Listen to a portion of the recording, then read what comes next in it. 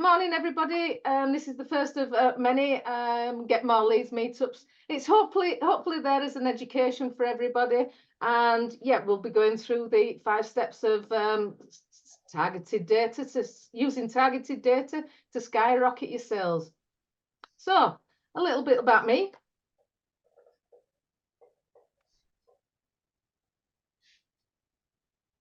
Welcome.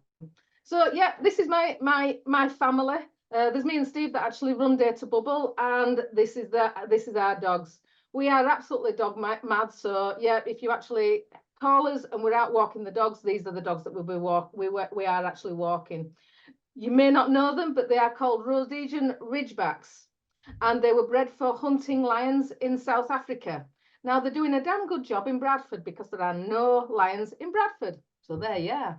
So the other thing is, with regards to Data Bubble, we're 15 years old this year. So yeah, brilliant times ahead. So what I'll be discussing is, first of all, is know your audience. So I actually worked with a photographer, and they were confused about the marketing activity. And they were looking at clients and they were saying, right, okay, well, photographers, we can do any photographer shoot. We can shoot people that are for LinkedIn pictures. We can shoot people for promos. But we're really not too sure on what's our ideal customers. So they turned around and said they actually did some analysis with regards to who their ideal customers were. And they looked and they turned around and said, actually, we do really well within food manufacturing companies. So them are the types of companies that they did actually want to target.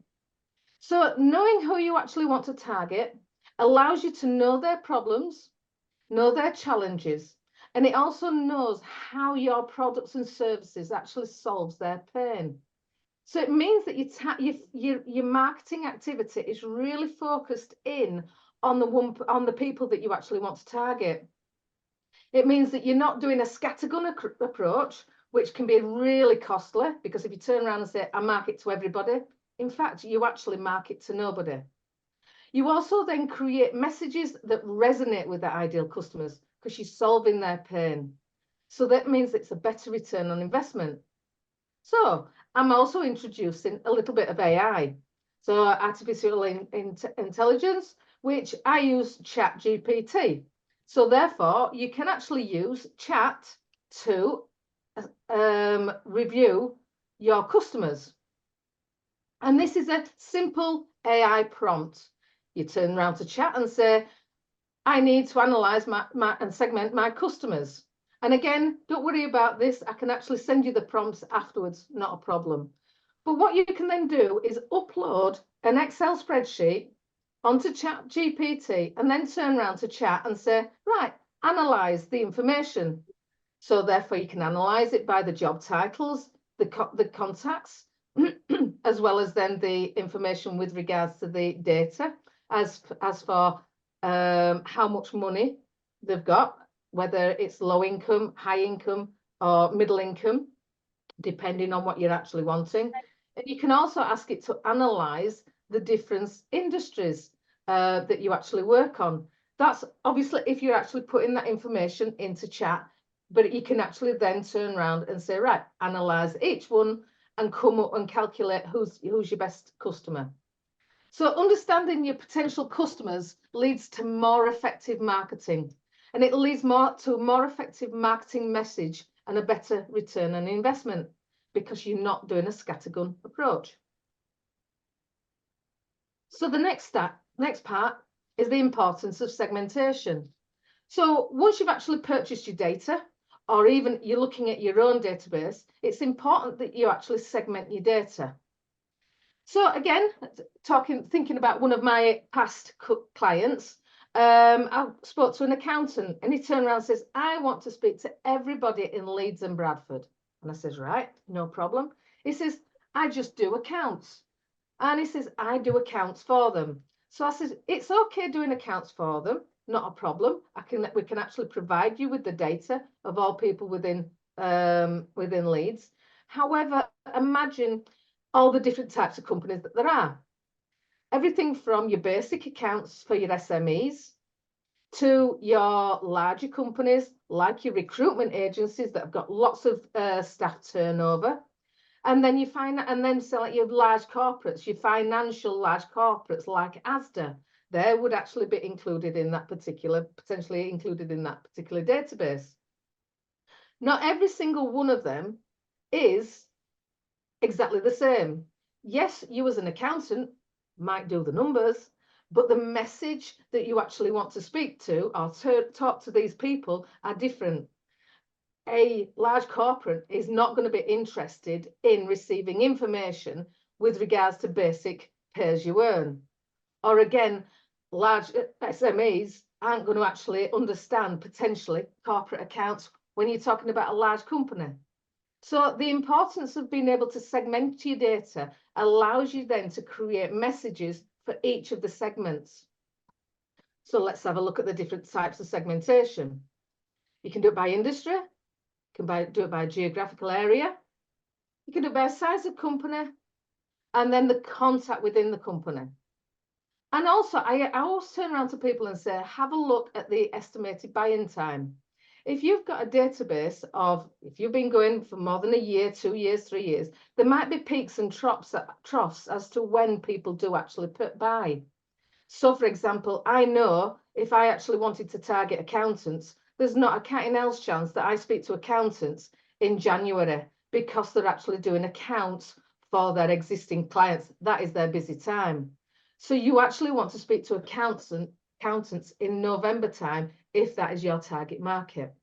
So again, it's looking at the potential buy-in time or their busy time to turn around and say, right, okay, identifying the busy time, don't want to touch them, don't want to do any marketing to them during that time, but do it, say, like a month or 2 months before, depending on your cycle with regards to your buy-in cycle. And again, AI can actually help with this because it can actually create what's called a buyer persona. And again, this is a little AI prompt. It's only a basic one. Act as my marketing director. My products and services are accountants, for example. My ideal target markets are businesses in Leeds and Bradford. Our solution is that we offer, excuse me, offer accounting services. And then you can actually list the benefits with regards to that and your unique selling point. Your unique selling point could be that it's done within 3 days or a week. I don't know. But what you can then do is then turn around and create a buyer persona. And what a buyer persona does, it actually identifies your ideal customers, it identifies their specific challenges, and then you can actually use that information to be able to then create the messages for your marketing messages. So customizing your campaign increases relevance and enhances the effectiveness of your campaign. So the next section is creating the personalized message. And again, one message won't fit everybody. Exactly like the example of the accountant, that one message would not fit everybody. So therefore, why send just one message to everybody? Another example of a client, I was actually working with an IT company, and he wanted to market to IT directors, and he also wanted to market to MDs within a company. Now, with regards to the MDs, he was turning around and saying, what happens when your IT goes on holiday, or IT directors or IT staff go on holiday? What happens when your IT people go off sick? Who's going to actually cover? So the message to the managing director was, we're here to help, we're here to cover. Whereas the message to the IT director or to IT manager within the same company was that we've got you covered. We're not here to pinch your job. We're here to help you. We're here to cover you when you're off sick. We're here to make sure that your holiday goes worry-free, knowing that your IT is in safe hands. So therefore, not only is it a personalized message to the actual company, it was a personalized message to the person within the company. So that's what I say. One message doesn't fit all. So understanding that and segmenting your data and creating messages for each of your segments allows you to be really targeted, allows you to be really personalized, and allows you to contact the right person at the right time. And again, one thing that they did find is that the with regards to the IT company, they did find that the IT people, IT managers, directors, etc., they responded really well to email marketing, whereas the managing director, just delete the email, they responded really well to direct mail. So it's about mixing it up and making sure that you actually do a direct mailing campaign, do a telephone campaign, and then do a direct mailing campaign to people that have actually potentially opened up your email. So therefore, it's about mixing the message up, and it's about mixing the way that you actually speak to people and thinking about putting yourself in their shoes. As a managing director, are they going to be more responsive to an email? They're going to be more responsive to a direct mailing campaign. They're going to be more responsive to a telephone campaign. So it's about thinking about your ideal client and what they're likely to be best respond to your message. Again, AI can actually help. Again, I've created another little prompt with regards to email marketing. So act as my act as my marketing director. My product and services are. I'm looking to target. This is the problem. This is the industry niche. This is their problem. And again, this allows you to actually create an email, and you actually tell AI or chat. You turn around and says, "I'd like you to create an email marketing campaign that captures the attention, elicits response, and requires careful planning, strategic message, and I'm particularly interested in generating new leads." Again, I can share this with you at the end, if not, no problem, or I can share the actual prompts with you. I like to use the copyright framework of problem, agitation, and solution. So you identify the problem, you agitate it, and then you provide the solution. So for example, in my instance, do you struggle to get new clients?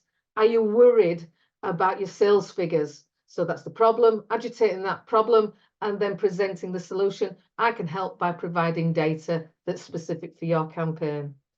And again, I always turn around and like to write in this copywriting style of Dan Kennedy or somebody else, another copywriting manager, copywriting expert. They're the experts. So why not use their expertise and allow chat to actually glean their expertise and write in the copywriting style of somebody that you like? It may be Donald Miller is another person. Or again, you could actually write in the style of Brian Tracy if it's a sales message. Or there might be another copywriter that you think, right, okay, I really like their style. Or a coach that you actually know and love that you think, right, okay, I love their style of writing. So have a play with the prompts and have a play with regards to writing in the copywriting style of, or write in the style of your favorite author. It's quite fun actually doing that way. So creating a specific message for each of your segments can maximize the relevance, and it can also improve your response rates. So that's the next one. So tools, I've mentioned AI already. And again, I like to play with AI. It's there to help you. It's there to expand your expertise, and you can actually draw on other people's expertise, like, as I said, the Dan Kennedy or the Brian Tracy, who's a sales coach, sales manager, sales training person. But I always turn around and say, don't always rely on it. It does make mistakes. And what I do is a hybrid way of actually working with AI. I will turn around and I will create the copy. I'll put it into a Word document, and I will then turn around and say, right, okay, no, this is wrong. This needs tweaking. And then I will then put it back to AI and turn around and says, this is the way that I actually want it. How can you actually improve this particular words? Or how can you actually improve on this particular sentence? And it may have changed a different word because I've got the grammar wrong or got words mixed up, something like that. But it's a check, but never, I would suggest, not at this stage, rely on AI. Also, when I first started working as a salesperson, and I used to do a lot of cold calling, and I would call people and I'd turn around and say, oh, how did you go out the weekend? How was your barbecue? Or I'd turn around and say, how was your holiday last week? Did you have a really good time? And I'd often then also send a birthday card. I'd remember when I would be able to then send a birthday card a few days before, or send a wedding anniversary if I actually knew that client well enough. How did I do that? People used to turn around to me and says, wow, you've got a fantastic memory. No, I used to write everything down in my CRM. So therefore, even the little facts count. And what they do is actually build up that rapport with your clients. And it's just them little touches. What's a birthday card going to cost you? A £5? Probably less. Is that client a good paying client that you actually want to build that relationship, cement that relationship, pay £5 for? Yeah, I would suggest so. But again, it depends on what your clients and your value of your value of your product or service is. But even so, even if you turn around and say, right, okay, I'm going to go to the local shop and buy a newspaper and a bottle of pop. If they turn around and says, hi there, Joanne, did you have a good holiday last week? That builds that connection. It builds that rapport. And I feel special. And that's what you actually want to do. You actually want to fit, you want your customers to actually feel special at every point. So if you haven't got a CRM system, my tip, get a CRM system.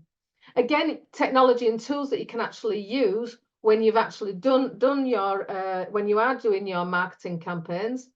Email service provider, definitely don't use Outlook. You're likely to get banned. So therefore use an email service provider, and also use Google Analytics. See how many people have actually gone onto your website from doing a direct mailing campaign. See how many people have actually made an inquiry onto your website.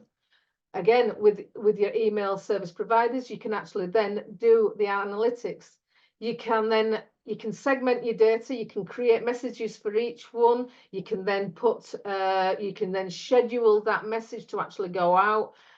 And then what you can do then is, once it's actually gone out, you can then analyze the results. And then what you can then do is then make a telephone call with anybody that's actually opened up that email. And that would be my recommendation. But if you actually just send using Outlook, you've got potential of getting barred from your domain. You're potentially going to get blacklisted and spam. Plus, you haven't got a clue who's actually opened up your email, and you haven't got a clue with regards to segmentation and your reporting. So, in my mind, technology is here to stay. Use it, take advantage of it, and you can use it in your own way and your style, and it can actually save you a ton of time. So that would be my technique or my suggestion. Next stage, fifth and final stage would be measure your success. The amount of people that I hear that turn around to me and I say, right, okay, what success have you had from your campaign? I don't know. Well, what marketing do you do? I go networking, I do email marketing campaigns, and I do telephone campaigns. So where do your customers come from? Where do they actually come from? What statistics have you actually got that turns around and says how much that customer was worth, and how much did it cost? And they turn around and say, no, haven't got a clue. And again, I'll give you another example. A supplement company came to me and they turned around to me and says, right, okay, I want to work with you. We want to purchase some data and we want to do an email campaign and a telephone follow-up campaign to actually do promote supplements to the general public. And I turn around and says, right, okay, with regards to the email campaign, you can't do that because of GDPR. With regards to your telemarketing campaign, do you mind me asking how much is your supplements?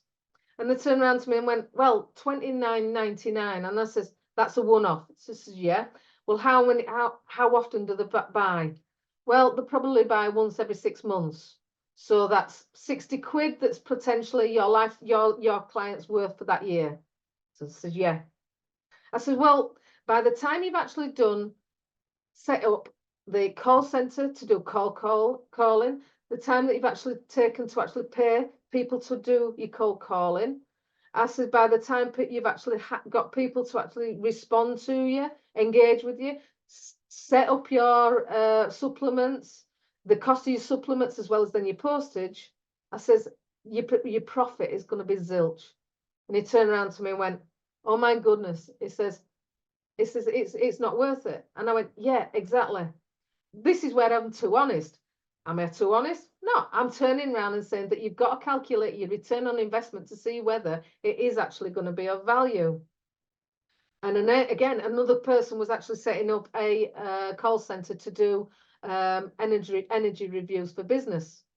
Their average order was £15,000. It were a no-brainer for them to be able to set that up, test and measure it to make sure that it did actually work. So the one thing that I would suggest is work out your likely return on investment before you do any campaign to see what your response rates are likely going to be, to then work out whether it is actually going to be of value to do this. Because the thing is, one thing that you do need to do is make sure that you're making money from your marketing campaign rather than a scattergun approach. So as far as I always turn around and say, know your figures. Again, AI can actually help you with this by turning around and saying, right, okay, with your spreadsheets, etc. If you actually turn around and say, right, okay, what campaign did that customer come from? You can then turn around, pop that into AI, and then it can actually work out as to, like it did earlier, work out exactly the correct way, or the campaign that's actually working, and that's when you'll be able to then expand that particular campaign and then work out more of your return on investment. And so that's basically it. So what I would like to do is turn around and say to Blessing, if you can actually put my details into the chat. Happy to actually have a 15-minute call with you, conversation. Happy then to also share these prompts with you. As I say, they are basic prompts. But the one thing that I would say, again, good marketing or campaigns always start with great data. And the great data, yeah. If you are actually planning on doing a marketing campaign and it's a cold email, cold calling, or a direct mailing campaign, then yeah, my details are in the chat. So please do reach out and have a chat and have a contact with me. So I'm going to open the floor now to any questions, and yeah, happy to stop sharing the screen and answer any questions that you may have. Okay. Yeah, Mark. Yeah, please. Well, hi, Joe. Firstly, thank you for that. I mean, one question that I had, you mentioned about obviously don't send from, Outlook with your normal email. Yep. Would you advise that if you send this from obviously email marketing software, that you use potentially an email address that isn't your domain name, or? I potentially would if you were actually doing if you're doing a lot of cold calling. So for example, I've set the domain name up as Data Bubble News or Data Bubble Sales. And what that does is that I actually then use Data Bubble Sales within that email service provider. The other thing is that what you've also got to check with each individual email service providers is that they do allow purchase data to be put into their system. So, for example, things like Constant Contacts as well as then MailChimp, they do not allow you to actually put in purchase lists into their system. I do work with a company called Zoom Mail. They're actually based in Plymouth, and they do actually, I've spoken to them, I've used them myself, and they do actually allow you to put purchase data into their system. So anybody that does actually come to me, I recommend using them. So yeah. Okay, thank you. No problem. Yeah. Gareth. Yeah, just before I have to shoot off, I use MailChimp. Yeah. And I do the follow-up. I go and I check to see who's looked on the links. Now, what I've come to learn is basically that sometimes when my email goes through like a spam filter, Yep. it will act like a link, like it's been clicked. Right. I'm just wondering if there's a way, if there's an easy way, because what I do is I look at all the different links and then I go and compare and see which one clicked them all and stuff like that. Is there an easier way, or is there a way around that? I'll be honest with you, happening? I don't know, Gareth. Again, I don't know whether it's something to do with MailChimp. I don't know whether it's something to do. Right. Again, sorry, I'll have a look into that to see whether there is something that you can actually do that. So Yeah, thanks. I actually phoned somebody before and they said I didn't click it. I was like, well, my system says you did. Oh, really? And they were insistent that they didn't. So anyway. Again, Richard from IT 2+1. Again. Yeah, maybe I can help with that one. Yeah, please do. So please. If it's got a spam filter on it, if your statistics are saying that it's been opened once, that is the spam filter opening it in a sandbox mode to make sure that it's not malicious. So what I do in my email marketing is look for the ones that have clicked twice or more. Right. And they're the ones that I tend to have got through the spam filter into the inbox and actually been opened. So that's your higher rate. There's no real science to it apart from that. That's the best way to do it. That's the best way I've found to do it. So process of elimination, like I've kind of been doing. All right, that's great. Thank you, Richard. And that one-click thing is a good idea. So look at the 2s and above. 2s and above. Yeah. Right, lovely. I'm going to have to shoot. I'm sorry, but I'll catch No problem. That was Thank great. You very Thank you, much. Joe. And thank you very much, Richard, to my rescue. Brilliant. Any other questions? Yeah, Andrew. Yeah, perfect. You're on mute, love. Hi, Joe. Hiya. I could do with going on a call with you ASAP when you're available to go on a call. Yeah, the link's in the chat, but I'm more than happy. If you, I've actually got time after this meeting. If you want 10 o'clock, that's fine. Brilliant. Yeah, we'll do that if that's okay. Yeah, no problem. Well, any other questions? Mick? Yeah. Can you hear me okay? Yeah. We've tried a few different CRMs. Have you got any sort of advice on a sort of good CRM system? Oh, CRM is a whole different ball game. Personally, there's a vast array of different CRMs. I use something called FLG 360, and what that allows me to do is actually set up workflows that allows me to then turn around and say, right, okay, once somebody's actually sent a quote, 2 days later, it prompts me then to actually do a follow-up email. 3 days later, 2 days later after that, it then prompts me to do a telephone call, etc. So my advice is set out what you actually want your CRM to do.